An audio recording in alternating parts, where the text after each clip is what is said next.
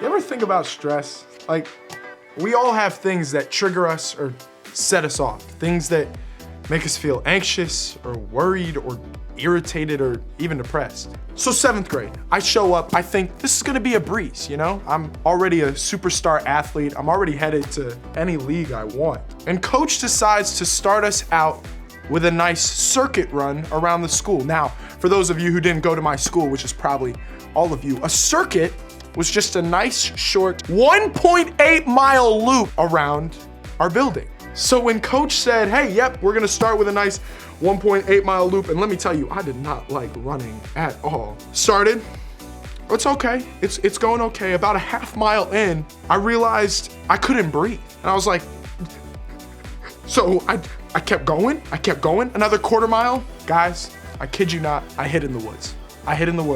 I called my parents. I said, Mom, I can't do this. Soccer is just, I'm not made for this. God has something different for me. Soccer is not it. And I continued the season, but for the rest of the school year, I dreaded going to soccer practice after school every day. And you may not have had the same worries that I had when I was younger, but experiencing things that are uncomfortable, stressful, and even depressing is unfortunately a part of life for all of us. I mean, things like disagreements with a friend, having your saved information erased on a game. Man, I hate that. Ads you can't skip on YouTube. Like, it's the longest 15 seconds of our lives. Cleaning up the cat litter, dropping your phone on the concrete, you know, when you're like, waiting in line at amusement parks. Those are the kinds of things we'd rather all not have to deal with. Why?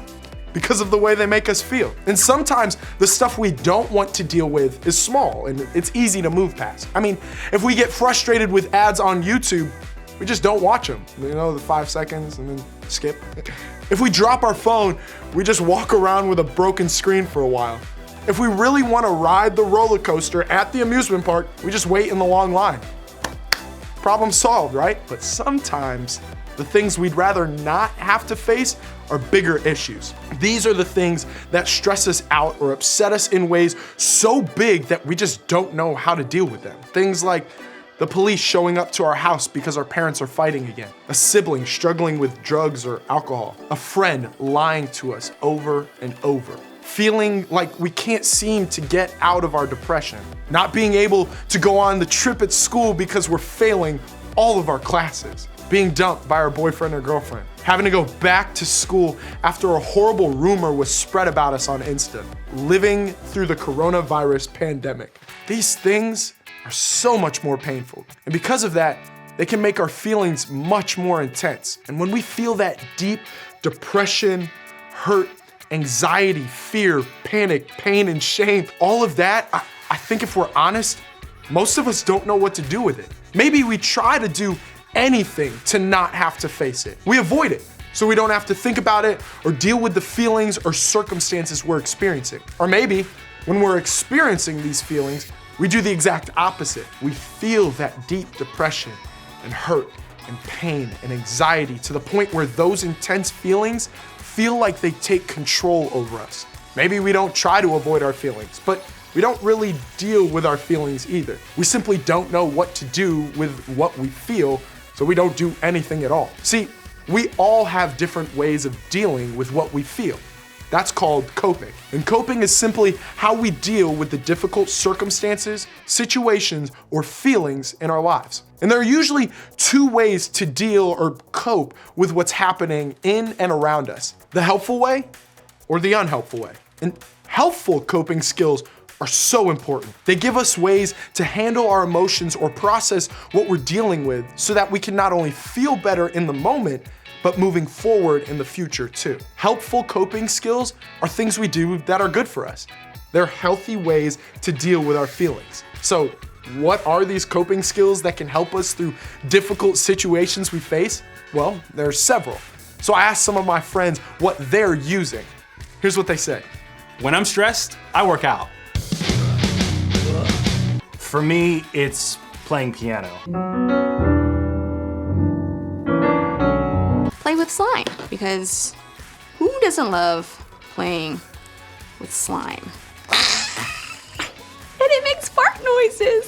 For sure, journaling. I mean, I love all the words. Oh, for sure, candles. I call it candle therapy. Take long, deep breaths. Come on, try it with me. 3, 2, 1. 1, 2, 3. What the heck is bothering me? What's great is that there are so many things we can do to deal with stressful or difficult times. I mean, things like putting on a favorite playlist, praying, talking to a friend, counselor, or trusted adult, getting plenty of sleep. I don't know if you guys know about that one. It's super great, try it out. Going outside into nature, watching a funny video on YouTube, eating healthy food. But on the opposite end, there are also ways of coping with our feelings that are unhealthy. There are some unhelpful things we do to deal with what we feel. They're the things we do to try to ignore or forget about or escape from what's happening in and around us. And these could be staying in bed for days at a time, binging Netflix or YouTube for hours when struggling, punching the wall or smashing things, turning to things like drugs and alcohol, cutting or harming ourselves physically, avoiding or shutting out the people who love and want to help us, spreading rumors or being disrespectful to take the attention off ourselves, picking fights with our friends or family just to get our anger out. Now, can I let you in on a little secret?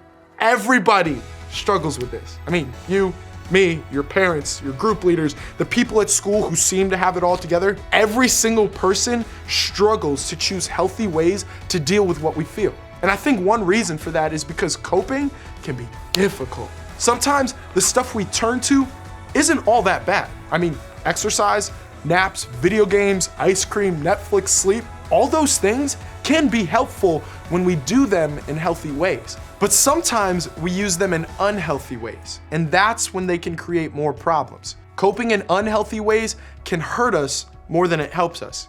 Here's what I mean. When we go for a run, that's great because it helps us take a break or work out some anxiety.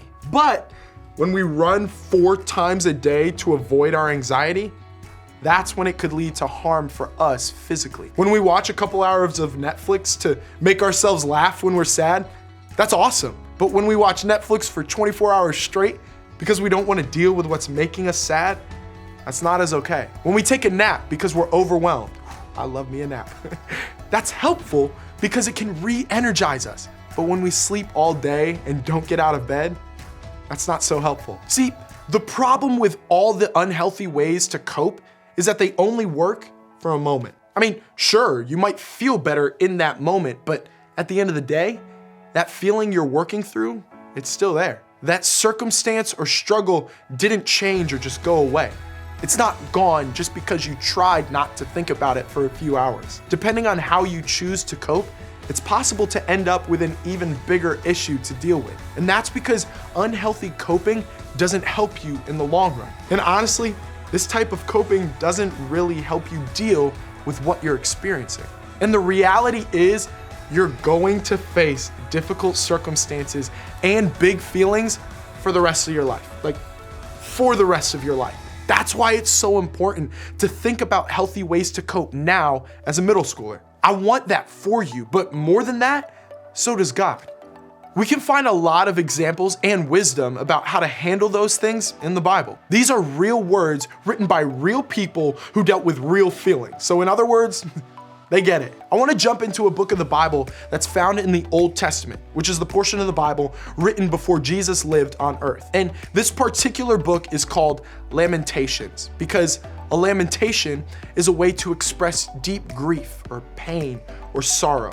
And a lot of what is written is actually poetry. The person who wrote this book was dealing with a lot of sadness in their life at the time. They'd witnessed the destruction of the city of Jerusalem. And it was a pretty horrible situation. A lot of people died, and most of those who survived were starving, injured, and homeless. So let's take a look at what was written after witnessing this devastating situation. I remember my affliction and my wandering, the bitterness and the gall. I well remember them, and my soul is downcast within me. Yet This I call to mind, and therefore I have hope. Because of the Lord's great love, we are not consumed, for his compassions never fail. They are new every morning. Great is your faithfulness. Okay, let's break this down. First, in this passage, there's a reality check. The author made a choice to be honest about what they were going through, a choice to deal with how they felt. They acknowledged the painful stuff and named all the things that were hard for them in that moment. It talked about afflictions, wandering, bitterness, and feeling sad or downcast. All of those words that describe deep pain, sadness, isolations, and feelings of despair that we can all probably relate to. Now, even though what the author experienced was pretty terrible, the feelings they felt weren't bad. Guys, it's okay to feel pain and sadness and isolation and despair and whatever else we might feel. It's when we let those feelings control us or cause us to do unhealthy things that they can become a problem. But in the second part of this passage, something changed. The sad author who wrote sad poetry didn't stay stuck in sadness. Instead, they made another choice. This time, it was a choice to do something to help deal with their feelings, a choice to take action, a choice to cope in a more helpful way. The author of Lamentations chose to cope by focusing on God's love and faithfulness. They made the choice to have hope. How? By reminding themselves every time they woke up, got out of bed, and maybe even had some breakfast, that every morning is a fresh start. That with God, there's always a possibility for more, for better, for help, and for hope. Does that mean that things just suddenly got better? No, there was still sadness and destruction all around. But they coped with what they were experiencing in a healthy and helpful way. They put good things into their brain. They reminded themselves every day that God's compassion never fails. And with God's love, they didn't have to be controlled by circumstances and feelings. And that truth is the same for us. You can have hope. You can choose to deal with the painful feelings and emotions you experience in helpful ways. You can find healthier ways to cope that will carry you forward. You can choose what to do with how you feel. I don't know about you, but I want to choose healthy and helpful things that will make my life better. And while coping in healthy ways may not fix everything or make what I'm dealing with go away, it will help me manage the big feelings and difficult circumstances I may face. And it might stop things from getting worse. And I want that for all of us. I want all of us to cope in ways that are helpful. I want us to remember this. You can choose what to do with how you feel. Here's how. You can start by asking yourself 2 questions. First question, what's one part of my life that's difficult to deal with? Maybe you're dreading the bad grade in English you know will be on your report card this quarter. Or your dad left and it's been something you haven't been coping with in a healthy way. Or you feel anxiety at school that leaves you upset at the end of every day when you get home. Whatever it is for you, be honest with yourself about what's making it difficult for you to cope. Simply naming and talking about what you're dealing with is the best place to start. And the second question, what do I usually do when I feel this way? Do you avoid, ignore, procrastinate, blame, get grumpy, get help, go on a walk, pray, practice deep breathing? What are your go-to coping skills? Are they helpful and healthy or not? Now, here's the encouraging part. You get to choose helpful ways to deal with what you feel. You have the power right now to change the way you cope for the better. So the next thing you can do, choose to change some patterns for the better.